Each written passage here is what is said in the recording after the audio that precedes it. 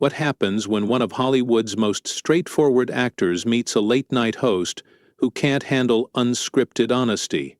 A clash so explosive that network executives had to step in, leaving audiences stunned and social media ablaze with controversy. The night Mark Wahlberg appeared on The Late Show was supposed to be a standard promotional interview for his latest film. Instead, viewers witnessed an increasingly tense exchange that culminated in Wahlberg being escorted off set during a commercial break, never to return for the second segment.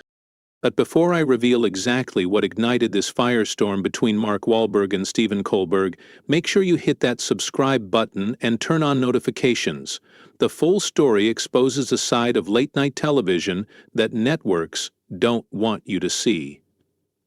Drop a comment below if you've ever noticed the facade of friendliness starting to crack during celebrity interviews. The evening started normally enough. The audience cheered as Mark Wahlberg was introduced and walked onto the set with his characteristic confident stride, greeting Colbert with a handshake and settling into the guest chair. The first few minutes featured the usual small talk about Wahlberg's latest projects and some light banter about his rigorous fitness routine. "So, Mark, I hear you wake up at 4:30 every morning to work out," Colbert said, leaning forward with that familiar smirk he uses when setting up for a joke at his guest's expense. "Yeah, I do," Wahlberg replied with sincerity. "Discipline is important to me. It's how I've managed to stay consistent in this business for so long." That's when the first hint of tension appeared. Rather than moving on, Colbert seemed determined to mock Wahlberg's dedication, making exaggerated faces toward the audience. "Come on, nobody needs to wake up that early unless they're delivering newspapers or milking cows," Colbert quipped, clearly expecting his audience to laugh along. "Isn't that just a bit excessive?" Wahlberg, known for his straightforward manner, didn't play along with the expected celebrity interview script. "Look, Stephen, I respect that different things work for different people, but this works for me. I've built my career on consistency and hard work." The camera caught a flash of annoyance crossing Colbert's face. This wasn't the first time the host had shown impatience with guests who didn't follow his comedic lead. As Wahlberg began talking about his newest film, he mentioned how the role connected to his working-class roots in Boston. "You know, I never forget where I came from. That authenticity matters to me in the roles I choose." Colbert interrupted. "Yes, but in this political climate, don't you think there's something problematic about constantly romanticizing the working-class experience when your reality is now so different?" The audience grew noticeably quiet. This wasn't the light entertainment they had expected. Wahlberg shifted in his seat, visibly taken aback by the sudden shift in tone. "I'm not sure I follow," Wahlberg responded, his Boston accent becoming slightly more pronounced, as it often does when he's uncomfortable. "There's nothing political about respecting hard work or remembering your roots." What viewers witnessed next was a rare moment of genuine tension breaking through television's polished veneer. Colbert, rather than steering back to safer territory, doubled down. "Well, some would say it's a bit convenient to claim working-class credibility while living in a multi-million-dollar mansion," Colbert pressed, "especially when many of your fans come from communities suffering from economic hardship." The camera briefly cut to the audience, where confused expressions had replaced the usual entertained smiles. This wasn't the playful banter audiences had come to expect from The Late Show. Wahlberg's response came after a moment of palpable tension. "Stephen, I'm here to talk about my new film, not to be lectured about politics or have my character questioned. I've worked hard for everything I have, and I've never pretended to be something I'm not." Colbert's producer could be seen just off camera, making urgent gestures that the host either didn't notice or chose to ignore. Instead, Colbert leaned forward, his demeanor changing from comedic host to stern interrogator. "But don't you think celebrities have a responsibility to acknowledge their privilege, especially when they're selling an image that's no longer authentic to their lived experience?" The shift in the room was immediate and uncomfortable. The audience, usually ready with laughter or applause, sat in awkward silence. Wahlberg, to his credit, maintained his composure, though the muscle tightening in his jaw was visible to viewers. "I think celebrities have a responsibility to be honest," Wahlberg replied evenly. "And honestly, Stephen, I'm starting to feel like I was invited here under false pretenses. If you wanted to have a political debate, you should have booked a politician." The tension was building toward what would become the night's defining moment 5. As Colbert opened his mouth to respond, the network cut to commercial, somewhat abruptly, slightly earlier than scheduled, according to inside sources who later spoke to entertainment journalists. When the show returned from the break, viewers were surprised to find Colbert sitting alone, with no explanation for Wahlberg's absence. The host smoothly transitioned to his next segment, as if nothing unusual had occurred. But the damage was done. Social media was already lighting up with viewers asking what had happened during the break. According to multiple staffers who were present that night, the confrontation continued off-camera, with raised voices heard from both men. Network executives made the decision to remove Wahlberg from the remainder of the show, rather than risk further escalation when the cameras resumed rolling. What happened backstage during that commercial break revealed the stark contrast between Colbert's on-camera persona and his real temperament. The moment the cameras stopped rolling, Colbert's demeanor shifted dramatically. Ripping off his microphone, he stood up and confronted Wahlberg directly. "What do you think you're doing?" Colbert demanded, his carefully cultivated public persona completely evaporating. "This is my show. You don't get to come on here and lecture me about how to conduct an interview." Wahlberg, who had remained seated, finally stood up, towering over Colbert. "I came here to promote a film, not to be your political punching bag," he responded, his voice steady but firm. "Where I come from, we treat guests with respect." The exchange was witnessed by several staff members, all of whom described Colbert as visibly irate. One production assistant nearby could be heard whispering to another, "I've never seen him like this." "You know what your problem is, Mark?" Colbert continued, pointing a finger at Wahlberg's chest. "You think your blue-collar background gives you some special insight, but you've been rich and famous for decades now. You're as out of touch as anyone in Hollywood." Wahlberg's jaw tightened, but his response remained measured. "And you think hiding behind comedy gives you a pass to ambush your guests? I've been straightforward my entire career. Can you say the same?" Network executives were quickly summoned to the set, where they found the two men at an impasse. The senior producer approached Colbert, speaking in hushed tones while glancing nervously at Wahlberg. "We need to move on with the show," the producer urged. "We've got 2 more segments and another guest waiting." "I'm not going back out there with him," Colbert responded, loud enough for everyone nearby to hear. "Either he goes or I go." The ultimatum hung in the air for a moment. The producer looked helplessly between the host and the guest. This was unprecedented territory for a show that prided itself on its smooth, controlled environment. "Are you serious right now?" Wahlberg asked, incredulous. "You're throwing me off the show because I wouldn't let you lecture me?" Colbert turned to face Wahlberg directly. "This isn't some movie set where you get to call the shots. This is my house, and in my house we follow my rules." The senior executive producer finally stepped in, making a decision that would later be scrutinized across the entertainment industry. "Mark, I think it would be best if we rescheduled your appearance for another time, when things are less heated."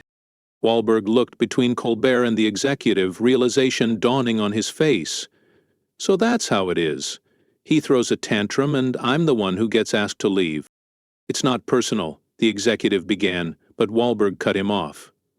"Everything about this is personal," Wahlberg replied, removing his own microphone. "He planned this from the start. The questions weren't about my film, they were about trying to make me look bad." As security personnel approached, ostensibly to escort Wahlberg from the premises, the actor held up his hands. "No need for that. I know my way out." The tension in the room was thick enough to cut with a knife as Wahlberg gathered his things. Before leaving, he turned to Colbert one last time. "You know what the difference is between you and me, Stephen?" I play characters for a living, but I'm always myself when the cameras stop rolling. Can you say the same? Colbert's face flushed red, but he said nothing as Wahlberg turned and walked toward the exit. The production staff stood frozen, unsure of how to proceed. One brave production assistant approached Wahlberg to return his personal items. "For what it's worth," she whispered, "this isn't the first time something like this has happened." Wahlberg nodded, unsurprised. Won't be the last either. Meanwhile, Colbert was huddled with his writing team, hastily reworking the remainder of the show. "No mention of this when we come back," he instructed. "Move the musical guest up, and I'll extend the monologue for the second half." The audience, still unaware of the drama unfolding backstage, waited patiently for the show to resume. In the green room, the next scheduled guest, a prominent actress promoting her new film, watched the monitors with concern. "Is everything okay?" she asked a passing staff member. "That interview seemed really tense." "Just a slight change of plans," came the rehearsed reply. Mr. Wahlberg had to leave unexpectedly. Back on set, the floor manager counted down to return from commercial. Colbert took deep breaths, straightening his tie and plastering on his trademark smile, all traces of the confrontation seemingly erased from his demeanor. "We're back in 5, 4, 3... The floor manager silently indicated 2, 1, and pointed to Colbert. "Welcome back," Colbert said smoothly, his voice betraying none of the anger that had erupted moments before. "Unfortunately, Mark Wahlberg had to leave, but we've got a great show still ahead of us." The audience murmured in confusion. Several people exchanged glances, clearly aware that something unusual had occurred. But the show continued, a testament to the careful image control that defines network television. Outside the studio, Wahlberg declined comment to waiting paparazzi, simply stating, "Watch the show. It speaks for itself." He climbed into his waiting SUV, already on the phone with his publicist. Back inside, during another commercial break, Colbert's mask slipped again as he berated his staff. "Who vetted him? Did anyone check his talking points? We looked completely unprepared." A junior producer hesitantly spoke up. "Sir, we did provide the standard prep questions, but Mr. Wahlberg's team was told this would be a standard promotional interview for his film." "Standard doesn't mean softball," Colbert snapped. "We have a responsibility to challenge these people."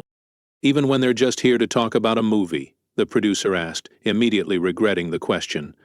Colbert fixed him with a cold stare. "Especially then. Nobody gets a free pass just because they're selling something." Another staff writer whispered to a colleague, "Funny how that standard only seems to apply to certain guests." As the next segment began, the atmosphere on set remained tense. Staff exchanged knowing glances, aware they had witnessed something significant. One camera operator mouthed to another, "This is going to leak." And leak it did. By morning, audience members were already sharing their accounts on social media. "Strangest thing I've ever seen at a show taping," wrote one attendee. "How many Wahlberg was there?" The next he was gone. Colbert acted like nothing happened, but you could feel something was wrong. Production assistants reported that Colbert remained in a foul mood for the remainder of the taping, snapping at staff over minor issues and demanding the incident not be discussed. "Anyone talking to the press about this is fired," he reportedly told the team during the final commercial break. But the story was already taking on a life of its own. Audience members who had witnessed the uncomfortable on-air exchange were connecting the dots about what might have happened during the break. Industry insiders began texting each other, and entertainment reporters started making calls. The original broadcast never showed what happened when Wahlberg left the studio, but witnesses from the audience and staff filled in the crucial details. Rather than leaving immediately, Wahlberg made his way to Colbert's dressing room, where the host had retreated after their confrontation. "We need to talk," Wahlberg said as he knocked on the door. "Man to man, not for the cameras." Inside, Colbert was huddled with his executive producer and head writer, already planning how to handle the remainder of the show. The knock interrupted their strategy session. Mr. Colbert doesn't want to speak with you right now, the executive producer called out. I didn't ask to speak with you, Wahlberg replied, his voice calm but firm. Stephen and I need to clear the air, and I'm not leaving until we do. After a tense moment, Colbert opened the door himself. 5 minutes, he said curtly. Alone, he added to his staff, who reluctantly filed out of the dressing room. Once the door closed, leaving just the two men, the real confrontation began. What was that out there? Wahlberg asked, gesturing toward the stage. I came here to talk about a film that took 2 years of my life to make, and instead you tried to turn it into some political gotcha moment. Colbert crossed his arms defensively. My show isn't just a promotional vehicle. We talk about real issues here. Real issues? Wahlberg raised an eyebrow. Like attacking me for remembering where I came from? That's not talking about real issues. That's trying to score points with your audience at my expense. Colbert's face flushed. You celebrities think you're entitled to softball interviews just because you showed up? No, Wahlberg countered. I think I'm entitled to the interview your producers promised when they booked me. Your team said this was about the film. If you wanted to have a political debate, you should have been upfront about it. The tension in the room was palpable as Colbert moved to sit behind his desk, creating a physical barrier between them. It was a subtle power move, trying to reclaim the authority he'd lost during their on-air exchange. My audience expects me to ask the hard questions, Colbert said, his voice taking on the patronizing tone he often used when explaining things to guests who disagreed with him. No, Wahlberg responded, remaining standing. Your audience expects you to be entertaining. The minute you decided I needed to be taught a lesson instead of having a conversation, you stopped being a host and started being a prosecutor. Colbert's jaw tightened. You really don't get it, do you? This show has a perspective. We're not just here to help you sell tickets. And you really don't get that most people don't tune in for your perspective, Wahlberg shot back. They tune in to be entertained, to see celebrities talk about their work, maybe share a funny story, not to watch you try to shame guests who don't check all your political boxes. A knock at the door interrupted them. The stage manager's voice came through. Mr. Colbert, we need you back on set in 3 minutes. Colbert stood up, clearly relieved by the interruption. We're done here. Yeah, we are, Wahlberg agreed. But let me leave you with something to think about. I grew up with nothing, fought for everything I have, and never forgot where I came from. Can you say the same? Or have you been in this bubble so long that you've forgotten what it's like to talk to regular people who don't share all your views? The question hung in the air between them. For a brief moment, something flickered across Colbert's face, almost like recognition. Then his expression hardened again. My audience understands exactly what I'm doing, he replied. Your audience might, Wahlberg conceded. But what about everyone else? You used to be a comedian who could talk to anyone. Now you're just preaching to a choir. Before Colbert could respond, the door opened, and his executive producer stepped in. We need to go now. Wahlberg turned to leave. Good luck with the rest of your show. Something tells me you're going to need it. As Wahlberg walked down the hallway toward the exit, he passed the green room where the next guest, a young actress promoting her first major film, sat nervously reviewing note cards. Everything okay out there? She asked, having sensed the unusual tension in the studio. Just some creative differences, Wahlberg replied with a small smile. Word of advice, stick to talking about your movie. She nodded, suddenly looking more concerned than before. Meanwhile, back on set, Colbert was being prepped for his return from commercial break. The makeup artist dabbed at his forehead, which had begun to perspire under the hot studio lights, or perhaps from the confrontation itself. How are we handling this? His producer asked in a hushed tone. We're not, Colbert replied curtly. No mention of what happened. Move the musical guest up, and I'll extend the monologue for the second half. The audience saw what happened before the break, the producer reminded him. They're going to be confused if we just pretend nothing happened. Then let them be confused, Colbert snapped. This is my show, and I decide how we frame what happens on it. As the floor director counted down to return from commercial, Colbert straightened his tie and put on his professional smile, the mask of the genial host sliding back into place as if the confrontation had never occurred. "Welcome back to The Late Show," he said smoothly when the cameras began rolling again.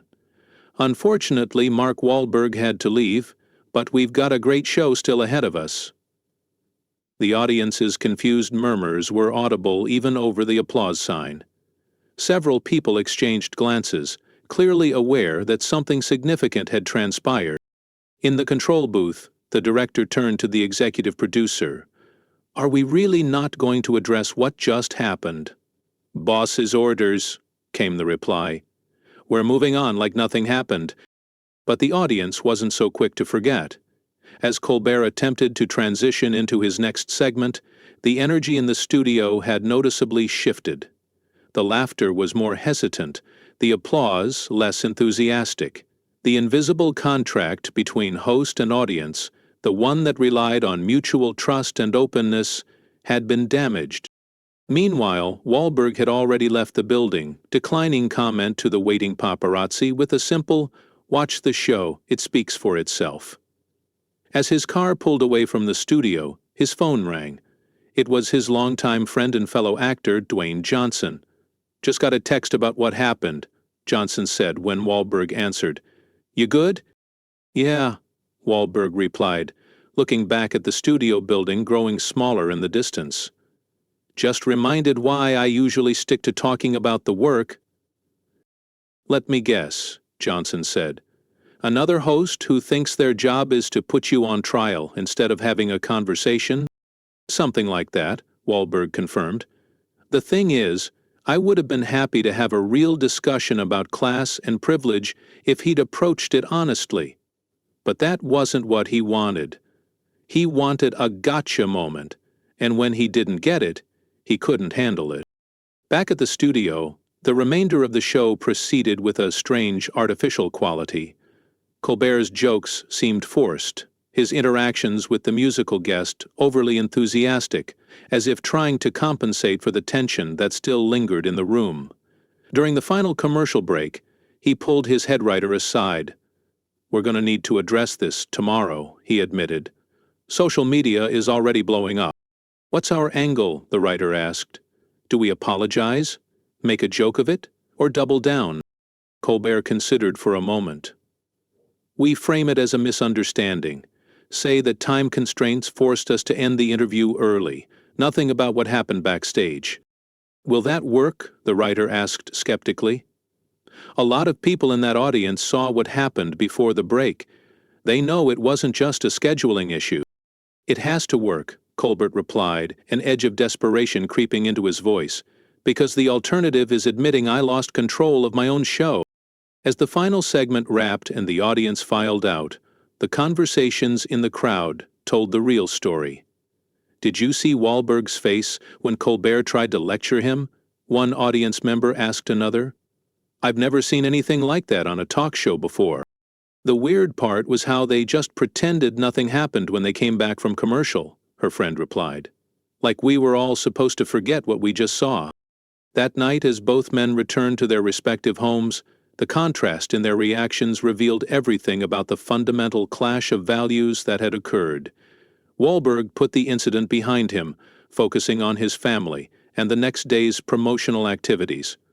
Colbert, meanwhile, spent hours scrolling through social media, reading reactions, and becoming increasingly agitated at how the narrative was forming. The truth was, both men had revealed their authentic selves in that unscripted moment of conflict. Wahlberg had shown himself to be exactly who he claimed to be, straightforward, unpretentious, and unwilling to be intimidated. And Colbert had inadvertently revealed what many had long suspected, that beneath the smiling, seemingly open-minded persona was someone far less tolerant of viewpoints that didn't align perfectly with his own In the end, The clash between these two men exposed one of the central tensions in modern entertainment: the difference between performing authenticity and actually being authentic. In an industry built on carefully constructed images, their confrontation provided a rare glimpse of what happens when the script gets thrown away and real personalities emerge. And that, perhaps, is why the incident resonated so deeply with viewers. In a media landscape increasingly dominated by performative moments and artificial controversies, the raw authenticity of their clash felt like something rarely seen, a moment of unfiltered truth. If you found this breakdown of the Wahlberg-Colbert confrontation revealing, make sure you hit that subscribe button right now and turn on notifications so you never miss any of our deep dives into Hollywood's most explosive moments. What do you think? Was Colbert right to challenge Wahlberg, or did he cross a line by ambushing his guest? Drop your thoughts in the comments below.